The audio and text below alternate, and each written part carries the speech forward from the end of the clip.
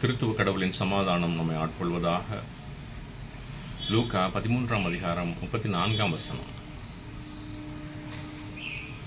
எருசலேமே எருசலேமே, கோழி தன் குஞ்சுகளை தன் இறக்கைக்குள் கூட்டி சேர்ப்பது போல நானும் உன் மக்களை அரவணைத்துக் கொள்ள எத்தனையோ முறை விரும்பினேன்.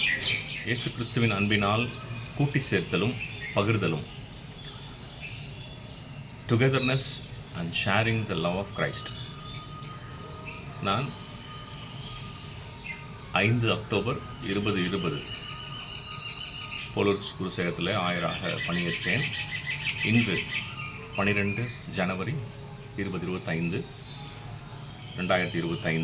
இந்த நாளிலே நான் போலூரிலிருந்து பணிமாற்றம் பெற்று கார்மேல் குருசேகரம் செல்ல இருக்கிறேன். இந்த நாளிலே நிறைவு வழிபாட்டை நான் அல்யாலமங்கலத்திலும் போலூர் சபையிலும் நான் பங்கு பெறுவேன். இந்த வழிபாடுகளில் பங்கு பெற முடியாதவர்களுக்காக இந்த பதிவை நான் மேற்கொள்கிறேன். எனவே கோவிட் ஊரடங்கு காலகட்டங்களில் ஆன்லைன் பைபிள் ஸ்டடி முதல் நியூ டெஸ்ட்மெண்ட் படித்தோம், அப்புறம் பழைய ஏற்பாட்டு படித்தோம். அதுதான் நம்முடைய முதல் நூற்றாண்டு அனுசரிப்பாக நாம் வைத்திருந்தோம், அனுசரித்தோம். அந்த பைபிள் ஸ்டடியினுடைய சிறப்பே என்ன பார்த்திங்கன்னா, எல்லாருமே நம்ம வீட்டில் இருந்து பைபிள் படித்தோம், தினந்தோறும் படித்தோம். அதில் சிஎம்சியில் பணி செய்கிற ஒரு சில பணியாளர்கள், நர்சஸும் அதில் பங்கு பெற்றார்கள். மதுரை இறையியல் கல்லூரியினுடைய மாணவர்கள், என்னுடைய மாணவர்களும் அதில் பங்கு பெற்றார்கள். அப்படிப்பட்டதான ஒரு சிறப்பான ஒரு படிப்பாக அது அமைந்திருந்தது. நிறைவாக கடந்த நாட்களில் நாம் மேற்கொண்ட கிறிஸ்மஸ் புது வருட ஏழையருக்கான கிறிஸ்மஸ் பகிர்வு, 50 குடும்பங்களை நாம் தேர்வு செய்து அவர்களுக்கான பகிர்வுகளை மேற்கொள்ளவும்,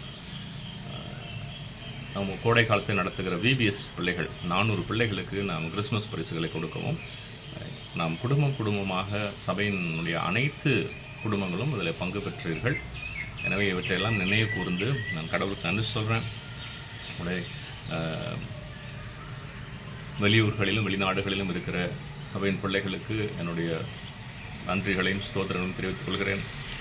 எனவே பணி மாறுதல் பெறுகிற இந்த நாளிலே உங்கள் அனைவருக்கும் என்னுடைய குடும்பத்தின் சார்பிலும் உங்களுக்கு நன்றிகளை தெரிவித்துக் கொள்கிறேன். கடவுளுக்கு சித்தமிருந்தால் மீண்டும் 4வது முறையாகவும் போலூரிலே பணியாற்றுவதற்கு கடவுள் அருள் செய்வார் என்று நம்புகிறேன்.